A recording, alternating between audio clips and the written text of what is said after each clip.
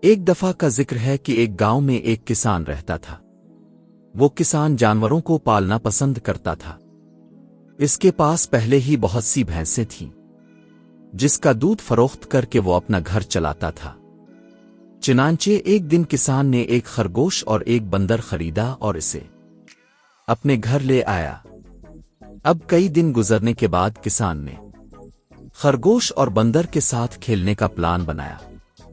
کسان نے اپنے کھیت میں بہت سے چھوٹے سوراخ بنائے اور پھر ان سوراخوں پر مٹی ڈال کر ان کو بند کر دیا۔ اس کسان نے ایک گاجر کو ان سوراخوں میں سے ایک سوراخ میں چھپا دیا۔ کسان نے خرگوش اور بندر کو کہا کہ وہ گاجر کو ڈھونڈ کر دے۔ خرگوش اپنے بارے میں پر اعتماد تھا۔ اسے یقین تھا کہ وہ ہر سوراخ کھودے گا اور گاجر ڈھونڈ لے گا۔ خرگوش نے گاجر کو ڈھونڈنا شروع کیا اور گاجریں ڈھونڈنے لگا، مگر بندر جو وہاں تھا وہ بہت منفی اور سست تھا۔ بندر نے سوچا میدان میں سوراخ اتنے زیادہ ہیں اور وہ گاجر کسی ایک میں پڑی ہے۔ یہ سوچ کر بندر نے کسی گڑھے کو تلاش نہیں کیا۔ اب بندر سو گیا اور اپنی ساری محنت ختم کر لی۔ خرگوش ایک ایک کر کے گاجریں ڈھونڈ رہا تھا۔ سارے گڑھے دیکھے لیکن کوئی گاجر نہ ملی، صرف ایک گڑھا بچا تھا اور اس پر بندر سو رہا تھا۔ اب خرگوش بندر کے پاس جاتا ہے اور سوراخ سے اٹھنے کو کہتا ہے۔ بندر سوراخ سے اٹھتا ہے۔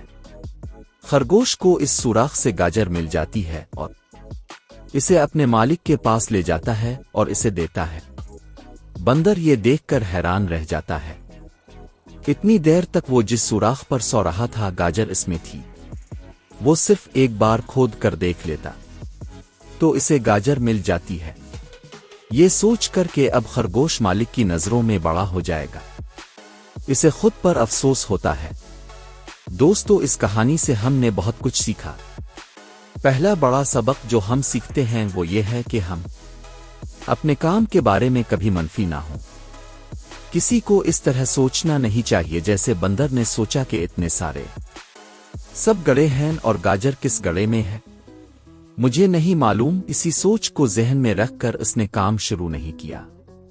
اور دوسرا سبق جو ہم اس کہانی سے سیکھتے ہیں کہ ہمیں بھی کوشش کرنی چاہیے، کیونکہ جب ہم کوشش کریں گے تو قسمت بھی ہمارا ساتھ نہیں دے گی۔ جس گڑھے پر بندر سویا ہوا تھا، اگر وہ ڈھونڈتا تو اسے گاجر مل سکتی تھی، لیکن اس نے کوشش نہیں کی۔ اور تیسرا سبق جو ہم اس کہانی سے سیکھتے ہیں، ہمیں بہت جلد ہار نہیں ماننا چاہے۔ اب ہم نہیں جانتے کہ اپنا کام کیسے کریں، ہمیں کس سال کامیابی ملے گی۔